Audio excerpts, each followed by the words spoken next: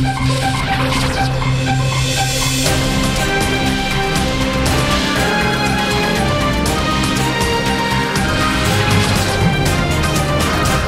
dan, iz ljubljanskega studia 136, to so Vesti na vesti. Anton Rop, poslanec SD, ki je vodil slovensko vlado v času pred zadnjimi volitvami, je potrdil, da je Sova takrat prisluškovala predsedniku hrvaške vlade Ivu Sanaderju. Ob tem so v mikrofone ujeli tudi takratnega vodjo slovenske opozicije, Janeza Janšo. Rop pravi, da vlada Sovi ni dala navodil za prisluškovanje in da je šlo za obrambo slovenskih interesov v Piranskem zalivu. Janša in Sanader naj bi se namreč pogovarjala o incidentih ob meji na morju. Jaz sem bil šokiran nad vsebino teh razgovorov. Kaj več Rop ni povedal, je pa prepričan, da zapisi pogovora med Janšo in Sanaderjem gotovo obstajajo. Dejstvo je, da so ti incidenti se pojavljali pred državnozborskimi volitvami in dejstvo je, da so obstajali in da vsekakor niso dajali dobro luč ne do delovanja tedanje vlade, ne na funkcioniranje države kot celote. V interesu koga bi to lahko bilo, si lahko sami predstavljate ali pa sami zamislite.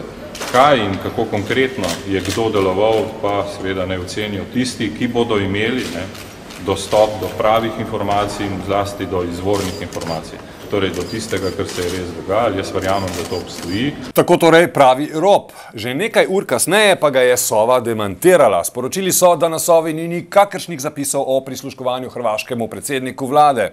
Janez Janša je Ropa na to pozval, naj zaradi svojih izjav odstopi kot poslanec in tudi zanikal, da bi se Sanaderjem pogovarjal o incidentih v Piranskem zalivu.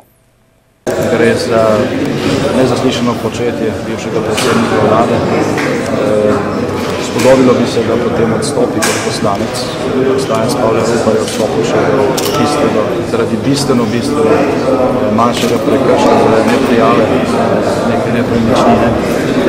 Za predsednikom vlade sta o aferi spregovorila še poslanca SDS Miro Petek in Jože Jerovšek, ki sta oba prepričana, da je Ropovo priznanje in dejstvo, da je Sova sporočila, da dokumentov o prisluhih pri njih ni, mogoče razumeti kot dokaz za obstoj parasove. V bazah ni sledka spremljanja mednarodnih sistemov zvez, na kateri je bil dokumentiran pogovor med Janezom Janšo in gospodom Sanaderjem. Če ima gospod Rop kakšne dokumente, potem so lahko ti dokumenti ponaredek ali pa so pridobljeni s strani Sove znotraj Sove. A vi dopuščate možnost, da bi nekdo uničil te dokumente v Sovi, morda že po zamenjavi Podbregarja kot direktorja? Čujte, gospod Podbregar je bil pred pol leta zamenjan. Strani koga? Možnost, da je gospod Lavrih odnesel te dokumente iz podbregarja. Prisluškovanje pa je komentiral tudi vodja poslanske skupine LDS Jožef Školč, ki je na naše vprašanje, komu bolj verjame, bivšemu predsedniku LDS ali Janezu Janši odgovoril. Zares nobenemu ne.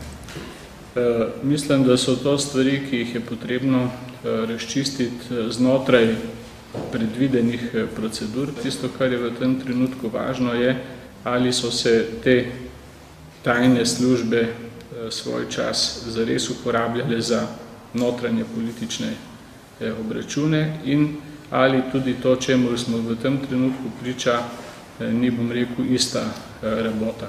Andrijana Starina Kosem je tako postala skoraj nepomembna novica.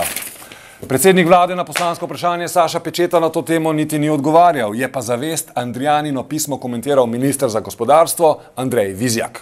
Mislim, da bi lahko to primerjal z recimo reakcijo užaljenega moža ali žene po ločitvi, ki začenja seveda očitati svojemu partnerju nekatere stvari, ki ne držijo in so obremenilne in postavljajo in pravzaprav zelo diskreditirajo bodočega bivšega partnerja.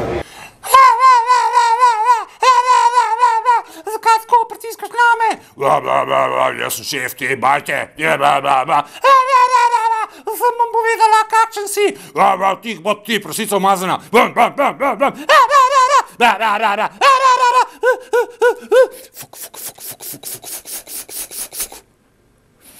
Zgodba utegne imeti še srečen konec.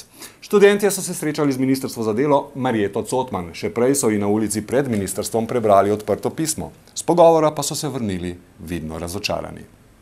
Ali se vam zdi pravično, da bo zaradi opravljanja študentskega dela brata ali sestre študent presegel cenzus in izgubil pravico do štipendije? S tem zakonom želimo povečati 10 000 novih štipendij, državnih štipendij, predvsem za socialno šibkejše.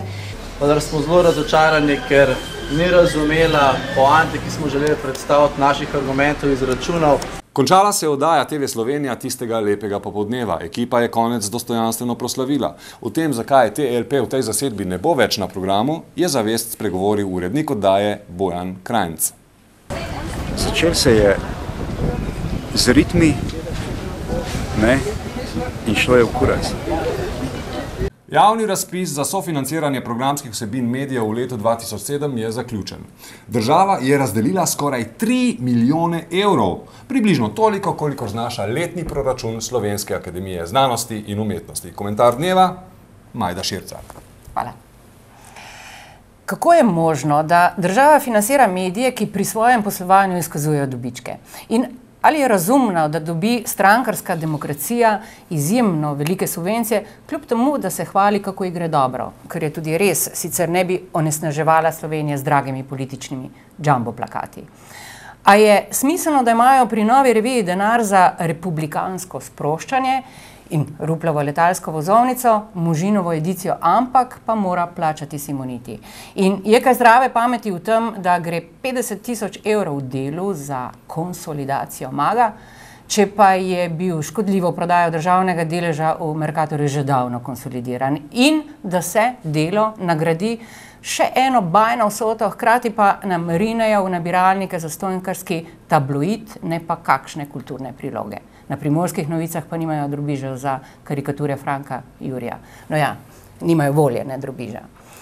Zadetki iz tako imenovanega sklada za pluralizacijo medijev so ne le bizarni, temveč tudi nezakoniti. Nastati bi morali na podlagi raziskave, kako in kaj je z mediji v Sloveniji, vendar te analize ni nikjer. Razen, če jo niso čez noč spravili skupaj, tako kot lani na Makarovičevem inštitutu. Hudo je tudi to, da ima minister denar za politično uravnoteženje medijev, torej za to, da bi levi potegnili malo bolj na desno, desni pa malo bolj na levo, rumeni na modro in tako naprej. Nima pa denarja za financiranje umetniških vsebin, kar mu ukazuje edina direktiva z področja kulture. A vsej tej španoviji javne besede z državo nihče nekaj prida nasprotuje, niti mediji sami. Če kaj pade, je v redu, če ne, so po strani nekako gleda tiste, ki jim kaj pade. Ampak s pristajanjem na razpise, ki dajejo tistim, ki imajo in ne tistim, ki potrebujejo, postajajo mediji zavezniki politike. Zakaj pa mi neč, da dobimo? Zato, da bo še naprej delal zastojno. Iz ljubezni. S temle avizom pa prav zanalaš drkaš v glavo, je res? Jebeš, ne? Ne zanalaš. Kdaj bo? Jutr. Jutr. Tako kot si rekel, včeraj in predvčerajšnjim in predvčerajšnjim. Poslušaj, mulc, dokler ne bo aviza, se jaz ne bom obril. A je v redu? Okay. Pa ti zdrži pričakovani pritisk javnosti. No, sem že videl. Kulturac. V Škofji Loki je bilo komorno. Ciklus glasbenih večerov Grajski vitraž se je zaključil s koncertom Bossa de Novo.